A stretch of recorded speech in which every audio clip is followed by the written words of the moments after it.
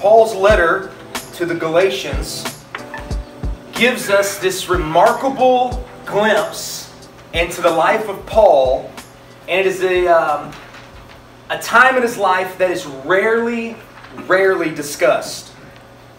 If you have your Bibles, turn with me to Galatians chapter 1. I'm just going to let you know, tonight you're going to be doing a lot of back and forth between Acts 9 and Galatians 1. We're going to be going back and forth because Galatians 1 is dealing with a time period that's not really mentioned in Acts 9. So we got to fit it in somewhere because it is certainly a part of his life. So let's read first in Galatians chapter 1.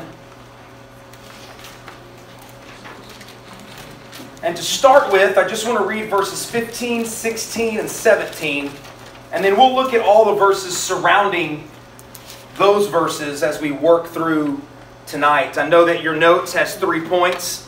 I told Sue in the back that don't be excited. 3 points doesn't mean that tonight's simple. It is anything but simple. So I'm really going to have to just ask you to follow along with me as I kind of piece together this part of Paul's life. In verse 15, Paul says this: "But when he who had set me apart before I was born, and who called me by his grace, was pleased to reveal his Son to me in order that I might preach him among the Gentiles, I did not immediately consult with anyone. Nor did I go up to Jerusalem to those who were apostles before me. But I went away into Arabia and returned again to Damascus." Paul's writing this section in Galatians chapter 1 in his own defense. He has apparently been accused of getting his gospel secondhand. Probably from Jerusalem and the Jerusalem apostles. And basically what they are now saying about Paul is, Paul, you got your gospel secondhand and now you've messed it up. As you went and ministered around the world, you messed up the gospel. You messed up what the Jerusalem apostles were teaching. And so you've got it wrong, you've got it messed up. They're objecting to his teaching like someone would object to a way that a band played a cover song of the Beatles. So if you were like a huge fan of the Beatles and you heard a cover song of the Beatles, you'd be like, whoa, that's not I don't know how the original sounds. Yeah. Well, that's kind of what they're saying about Paul. Paul, you're a cover band to the Jerusalem apostles. And so Paul is having to defend himself. He is insisting that he got his message straight from God as God revealed his Son to him. That's what he says here in verse 16. That God was pleased to reveal his Son to me. I didn't get my gospel, Paul says, secondhand. God revealed Jesus to me. And that's what we talked about last week, was the revealing of Jesus to Paul on the road to Damascus. And it says in these verses that he did not need to go to Jerusalem to talk to the apostles to get the message straight. It's not as if he had to go to Peter and say, "Peter, I don't understand what this is all about. I need you to teach me what this gospel thing is." No, Paul received the message personally from the mouth of Jesus. And what Paul did is, Paul, knowing the Scriptures like he knew the Old Testament Scriptures, he placed Jesus in the center of the story, which made everything else make sense. So Paul knew, once I take Jesus and I place him in this story, things that I didn't understand before, I'm now going to start being pieced together with Jesus being the center of it all. And he didn't need anyone else to teach him how to do this. He himself knew how to do it. So that's our starting point tonight.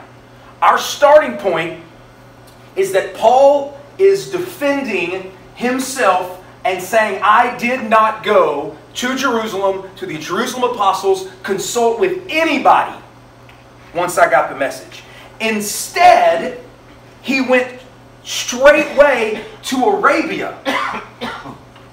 So instead of going to Jerusalem right after he encounters Jesus on the road to Damascus, he goes to Arabia. So, and basically he's in Arabia probably roughly about 2 years.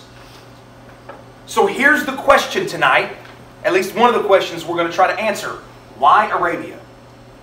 Why did Paul decide to leave Damascus and go to Arabia and return again to Damascus? Because that's what we're told he did. Met Jesus on the road to Damascus. Last week immediately went into Damascus. Left Damascus, went to Arabia for 2 years. Came back to Damascus for roughly a total, from the time he met Jesus to the time he went to Jerusalem, was roughly 3 years. So what we're going to do tonight is we're going to fill in the void with those 3 years, what happened in those 3 years, and why Arabia. Now, we are not told explicitly, and I emphasize that, explicitly what happened when he went to Arabia. But what we're going to do as a way of working through his life and his ministry, we're going to piece some things together that we know that might help us answer this question, why Arabia?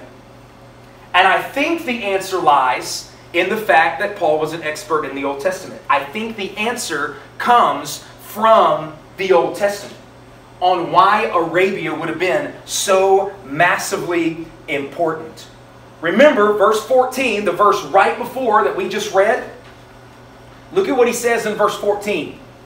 He says that he was extremely zealous for the traditions of his fathers. Paul was a man who was extremely zealous for the traditions of his fathers. When he was a young man, this is what he was all about. Now, two important figures that we talked about 2 weeks ago, the two most important figures when it came to the zeal of the Lord in the Old Testament, Phineas and Elijah. Remember those two guys? Phineas was the one when the Moabite women were coming into the camp of Israel right before they left, before they went into Canaan. They were wandering in the wilderness and they came to Moab, and the men started taking Moabite women as their girlfriends. And one of these men took a Moabite girlfriend into his camp and into his tent right in front of Moses and everybody. And the Bible says that Phineas was overcome with the zeal of the Lord, and he went into that tent and with one thrust of a spear killed both of them, the girlfriend and the Jewish man. And the Bible remarkably says that God's wrath was released off of Israel because of what he did. And it was credited to him as righteousness. So Phineas was always set apart as one that demonstrated the zeal of the Lord. And then we have Elijah. And remember what happened with Elijah when he went up and challenged the prophets of Baal, and they came up, and as they were challenging the prophets of Baal, God proved himself to be the real God. And what did Elijah do to all the prophets of Baal? He killed them. All of them were executed. And again, both of these men, Phineas and Elijah, were heroes of godly zeal in the Old Testament. Now, Elijah is very important to our understanding as to a likely reason why Paul went to Arabia. Now, I have a picture up here because I want you to see where Arabia would have been during Paul's time. All right, and I on purpose took all the stuff off of it, so we just have the land. You guys know, all right, where this is where most of when we think of where Jesus functioned and where, because Jerusalem's here. Arabia, the Arabian desert is here, and this area right here, all right, was considered here. See here, including that peninsula right there. This all of that was Arabia at the time. It was a large portion, right? We think of Saudi Arabia, right, which is all this down here. But this was considered Arabia at the time of Paul. Now that is very, very important as to understanding where Paul would have gone. The question is, when Paul uses the word Arabia in Galatians chapter 1, where is he thinking about? Like he went someplace, right? He didn't just wander around in Arabia. He went somewhere, and obviously for a reason. The only other place in the New Testament where the word Arabia is used is in this same letter. Galatians chapter 4. Turn with me to Galatians chapter 4. It's the only other place in the New Testament where this word Arabia is used, and it is in verse 25 of Galatians chapter 4. He's giving the example of Hagar and Sarah, and he says, now Hagar is Mount Sinai in Arabia. This area right here, anybody know what kind of peninsula that was called in the Bible days? The Sinai Peninsula. You know why? Because that's where Mount Sinai was.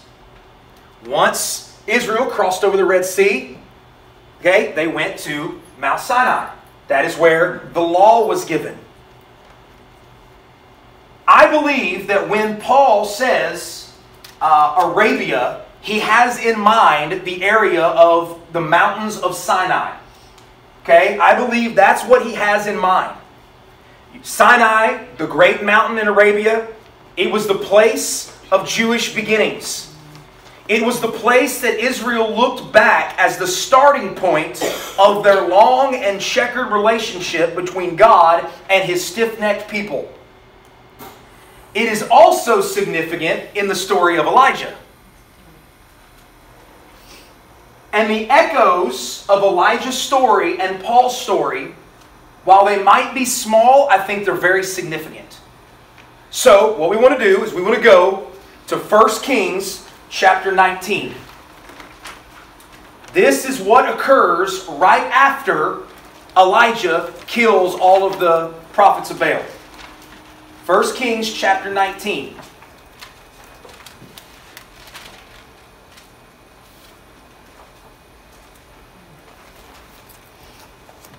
So, let's recap real quick. He meets Jesus on the road to Damascus, and he goes into Damascus. After some period of time in Damascus, he leaves Damascus and he goes to Arabia. Okay? He eventually leaves Arabia and comes back to Damascus. The question we're answering is, where did he go? What did he think of when he said Arabia? Where was it that he was heading? And why was he heading there? And I think Elijah gives us echoes. All right? And so I want us to see this together. Let's read the first 3 verses, all right? Ahab told Jezebel all that Elijah had done. Now, if you know anything about Jezebel, okay, you know that when Ahab tells Jezebel what just went down with the prophets of Baal and Elijah, she is not going to be happy. And how he had killed all the prophets with the sword. Then Jezebel sent a messenger to Elijah. Here was the message she gave. So may the gods do to me and more also, if I do not make your life as the life of one of them by this time tomorrow. In other words, may the gods kill me if I don't kill you by this time tomorrow, because of what you just did to all my prophets.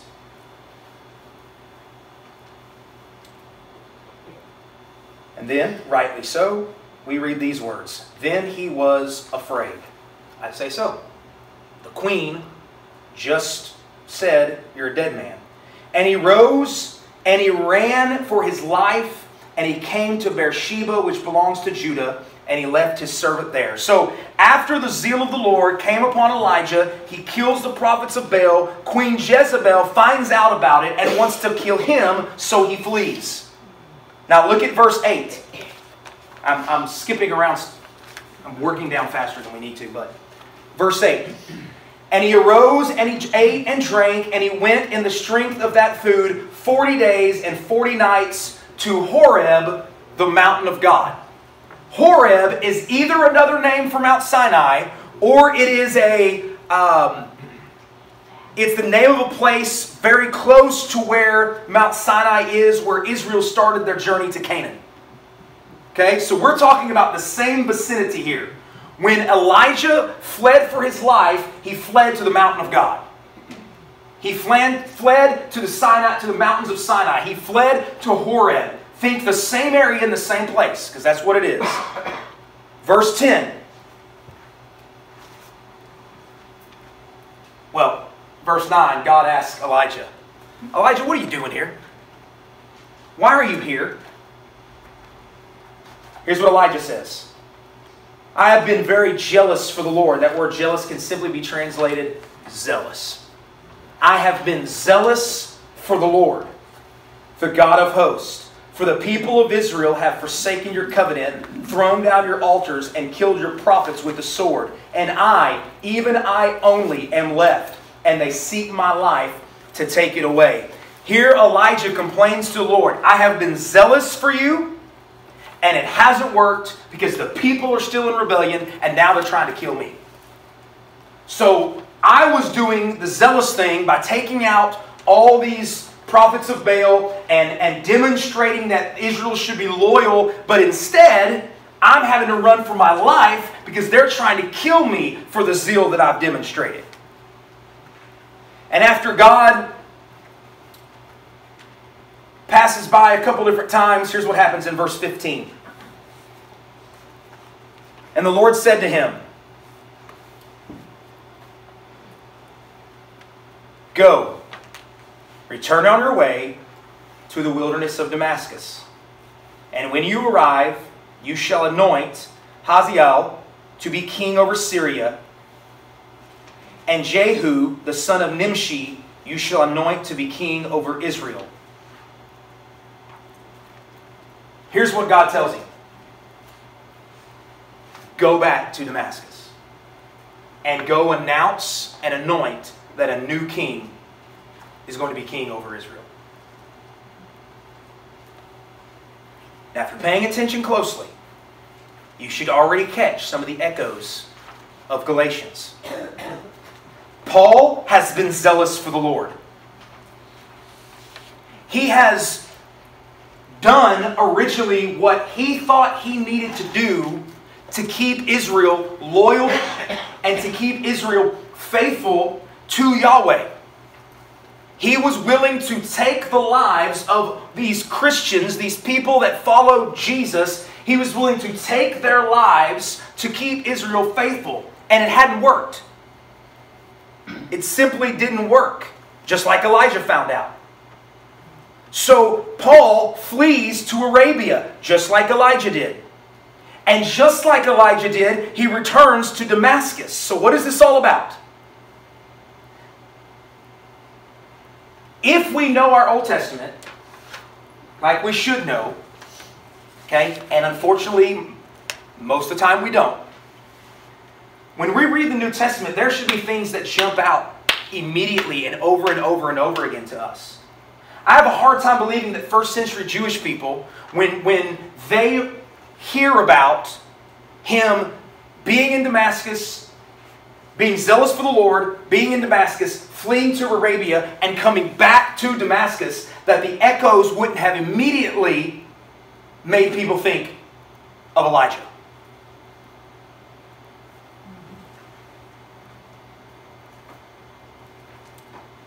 The point of Mount Sinai is that is where the original covenant with God was ratified. That's where it started. The original story of the covenant of God and these people that were stiff-necked and always disobeyed Him and rejected Him, that's where it started. So I believe, here's what I believe. I believe that Paul wanted to go and to present himself to the Lord at the place that it all started and explain to the Lord, just like Elijah did, I have been faithful and zealous, but now everything has turned on its head. Now what do I do? What are my instructions, Lord? Here on this same place, you told Elijah what to do. What am I supposed to do? And you know what the answer was? Go back to Damascus and announce a new king. Go back to Damascus and announce a new king. That Jesus is now on the throne. He is the King of Israel. In Acts chapter 9, okay, and this is where we're going to go back and forth, so you're just going to have to, if you got a hard copy of the Bible, you're just going to have to take one of your ribbons and slide it in there, or put a piece of paper, or put a finger or something in there. In Acts chapter 9, this is the story last week that we dealt with. Acts chapter 9, verses 20 through 28.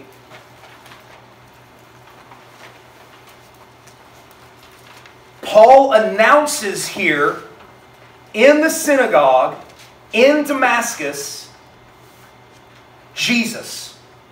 He is announcing Jesus as the Messiah and King of Israel in the synagogue, until a plot to kill him forces him to go to Jerusalem. Now, somewhere in that story has to be the trip to Arabia. Luke does not include that part. Now, by the way, we never, anytime there's biographies written, we never get everything. Okay? Luke has chosen in Acts not to include the trip to Arabia, okay, in his story. Because here all it says that he immediately proclaimed Jesus in the synagogue, saying he is the Son of God, and all who heard him were amazed. And is not this man the man who made havoc in Jerusalem for those who called upon his name? And he has not come here for this purpose, to bring them bound before the chief priests. But Saul increased all the more in strength and confounded the Jews who lived in Damascus by proving that Jesus was the Christ.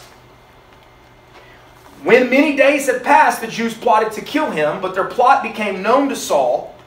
They were watching the gates days and nights in order to kill him, but his disciples took him by night, let him down through an opening in the wall, lowering him in a basket. Somewhere in that story, he goes to Arabia. Okay? Where exactly it fits, we don't know. But somewhere in that story, from the time he gets to Damascus to the time he goes to Jerusalem, and he escapes out of the basket, somewhere in that time, he goes to Arabia. Somewhere in that story. Because in Galatians 1:17, he returns to Damascus. So he leaves Damascus, goes to Arabia, returns to Damascus. Somewhere in this story, that has to fit. Paul, like Elijah in Arabia, was told to go back and get on with his job. You have a job to do. You have a mission to accomplish, and here are your instructions. You are to go and to declare Jesus as King. Paul, I believe, saw himself like an Old Testament prophet fulfilling the ancient role of announcing God's truth and announcing God's anointed King to Israel and to the nations. If you go back into Galatians chapter 1,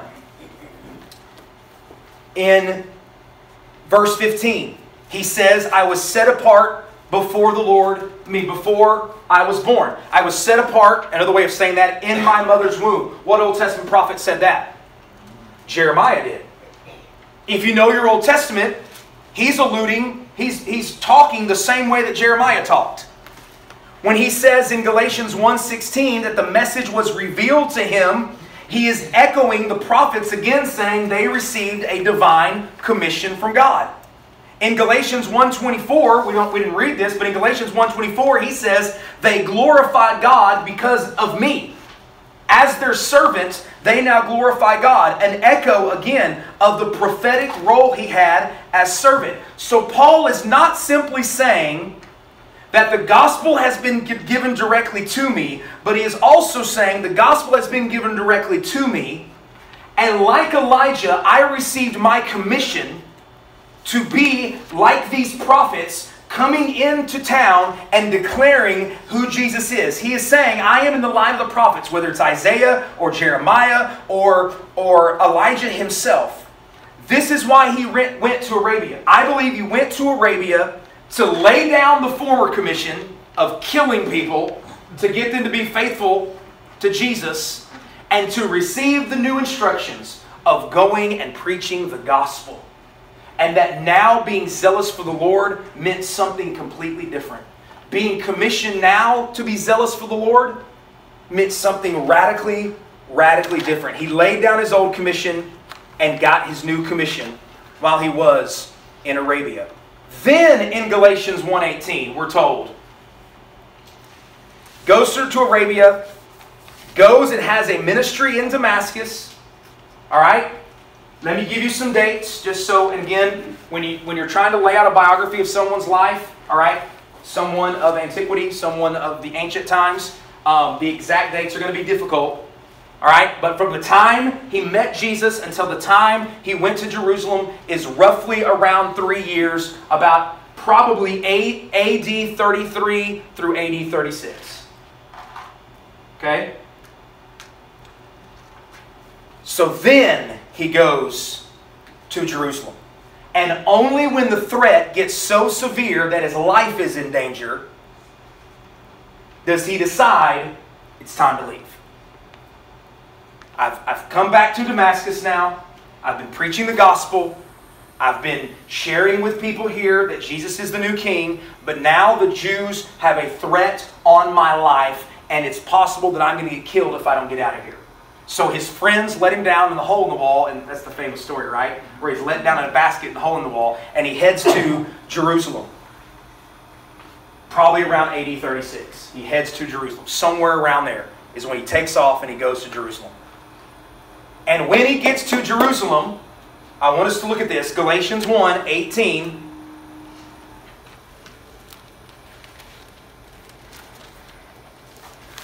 I'm going to read verses 18 and 19.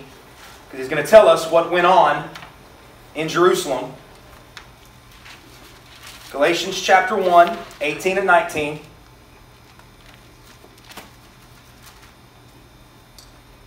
Says, then after 3 years, I went to Jerusalem. Just in case you think I was making the 3-year thing up.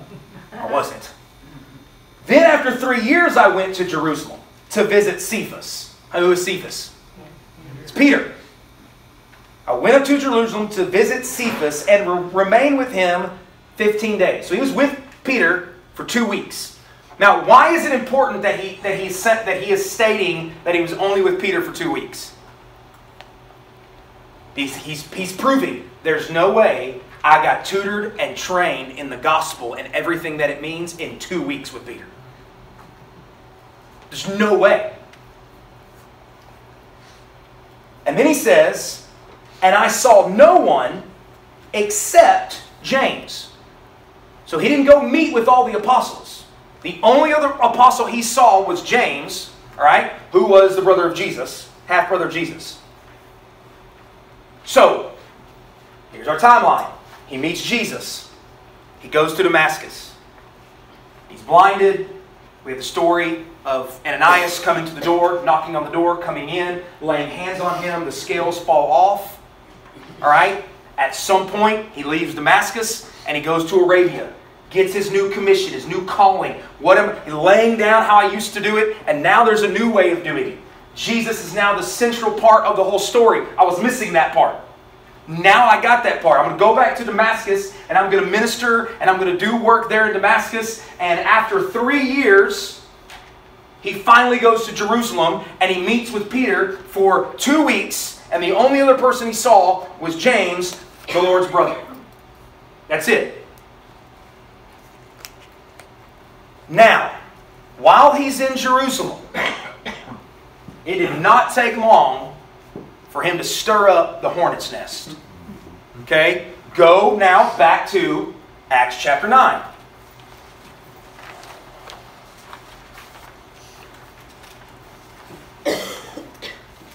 Verses 28 and 29.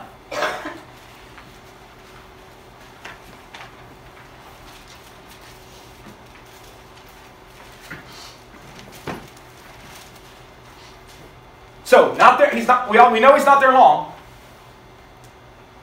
Doesn't take long for Paul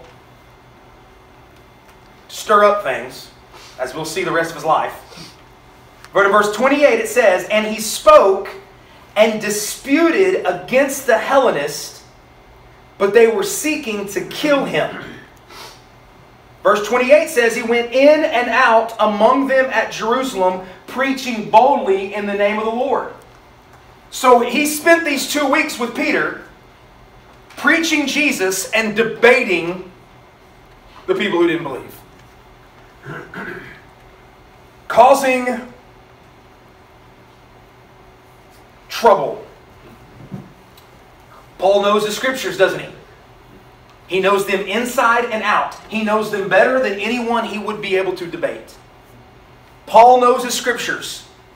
So what he is doing, you take that with the bold spirit that he has, the ready tongue he has to get into it, and he begins public debates, he begins public discourses, and it gets him into trouble. Now, trouble in Jerusalem, the last time there was trouble in Jerusalem, Stephen lost his life. Okay?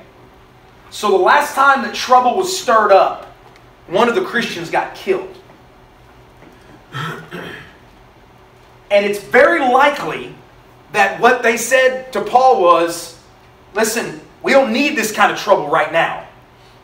Christianity's getting off the ground here. It's beginning. We're establishing the church. We don't need the kind of trouble that your presence here is going to bring. Okay? You used to run things here, remember? You've been gone for 3 years, and now you show back up, and you just stirred things up big time. And we really don't need this from you right now. So they escort Paul down to Caesarea, put him on a boat, and send him back to Turkey. Look at verse 30. And when the brothers learned that there was a plot on his life, they brought him down to Caesarea and sent him off to Tarsus. Guess where they sent him? Back home. So, been gone for 3 years. The last time that they saw Paul, he was on his way to kill Christians. He shows back up now, preaching what the Christians preached, stirring up all kinds of stuff. And I can't help but think that they were like, do you know what place would be great for Paul to be right now? With all of his knowledge and everything that he knows and his desire to debate and to get into it, you know what would be a great place for him to go right now? Back to Tarsus. They love that kind of thing there. Like that's where they like this kind of stuff. So they send him back to Tarsus. And besides, his family's in Tarsus. So we're going to send him back there. This is where he's from. So Paul goes home sweet home. And guess what we're told about his time in Tarsus? Nothing. Do you know how long he was roughly in Tarsus? 10 years. 10 years. Now growing up, I was always under the assumption, this is how the story played out in my mind. Okay? And it's because when you just read straight through Acts, and you don't put any time parameters on anything, this is how the story played out in my mind. He was on his way to Damascus, he met Jesus. Next thing you know, he goes on missionary trips and he's writing the books of the Bible. Like that's how the story played out in my mind. Well, now I'm finding out, wait a minute, we got 3 years before he ever comes back to Jerusalem. And then we got another 10 years that he's in Tarsus, that we know nothing about. We don't know anything about what happens in Tarsus for 10 years. But something goes on during that period of time. So, let's think through. What are some things that would be very logical for us to believe went on in Tarsus while Paul was there for 10 years? I've got a few of them. One, we must assume that Paul set to and earn his own living making tents. That's what he knew, right? You don't get paid for being a Jesus follower. Okay? So he goes back to Tarsus. He's got to make a living for himself. So he goes back to good old Dad, if Dad's still alive at this point, and it's like, you need a helping hand here? Or maybe his dad's dead, and so he starts his own business up. It's very easy for us to forget, because of the stories we have in the Bible of Paul on Mars Hill debating the philosophers, or Paul in front of Festus, or Paul, we get these stories, right, of Paul doing this unbelievable, proclamation preaching. And no doubt he did it, and he probably did it better than anybody but Jesus. But do you know where most of Paul's gospel ministry probably took place? Wherever he was making his tents. Think about that. In his everyday life, making tents and selling tents and everything that implied, everything that goes with that, he would encounter people over and over and over again. He spent most of his waking hours with his sleeves rolled up, doing hard physical work in a hot climate, and he must have had countless conversations with people about Jesus.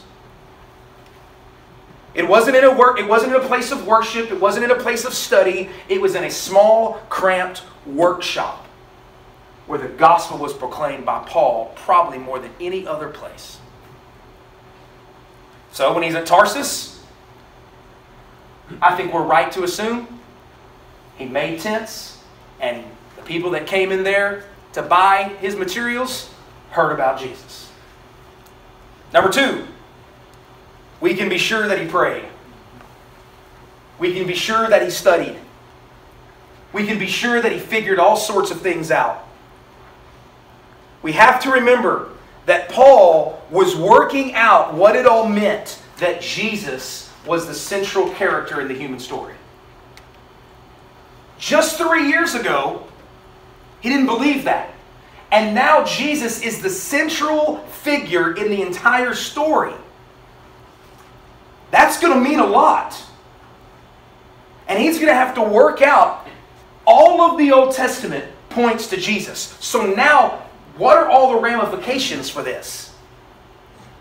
How does this change his view of creation?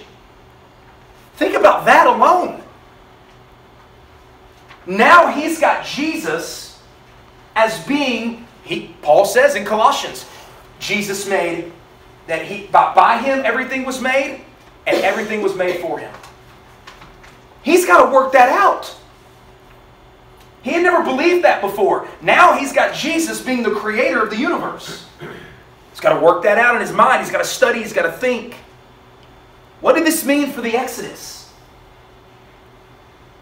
When God spoke to Moses in the burning bush, and he said, you go say that Yahweh sent me. Now he realizes, was that Jesus speaking in the burning bush? What about the land inheritance? When he reads back and it says that Abraham never got what was promised to him. And he reads and he's like, Abraham never got it. What does that mean? And how do all the promises of God have their amen now in Jesus? What does that mean? Paul writes that later. So when we start reading about Paul, and as Paul is working out, as we start reading the letters where Paul is establishing what Jesus now brings to the whole story and how the whole story hinges on Jesus, we got to remember that he had to study these things. He had to work some of these things out. He would have to look at Psalm 2 over again. You know what Psalm 2 is? Go to Psalm 2. Because you need to read this. He would have had this memorized, no doubt about it.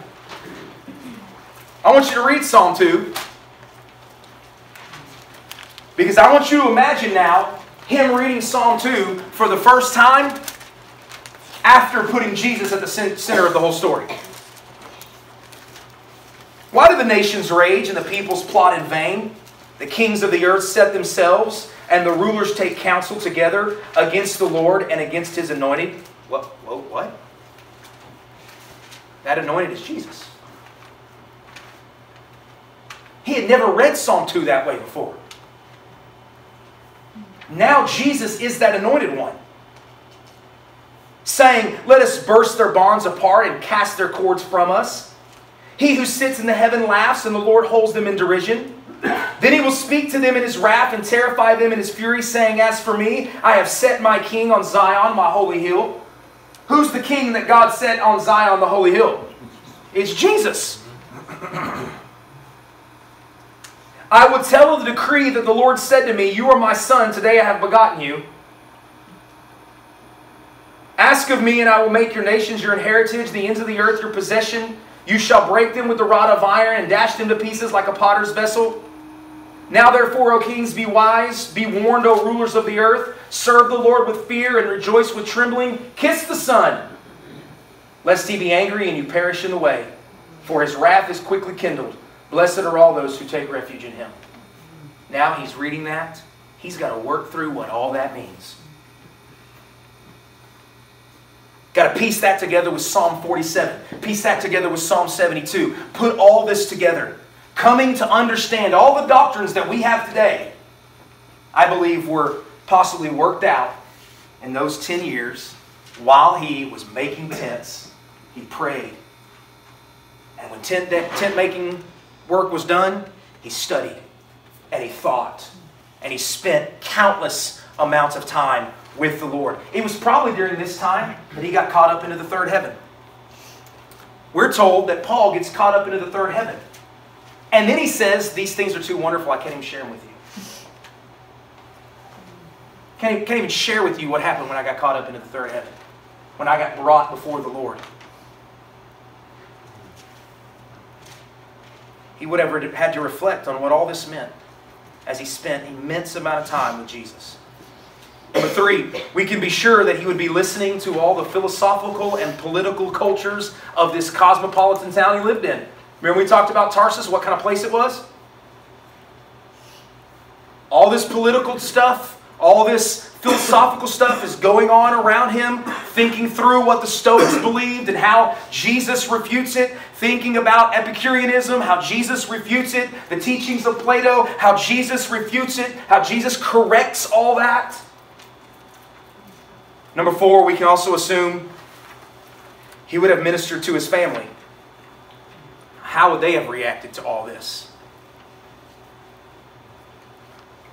If we're right in assuming that he learned his zealous lifestyle for the Lord starting first at home, how now do they respond when he shows back up years later saying, I've met the Messiah. I've met the one that changes everything.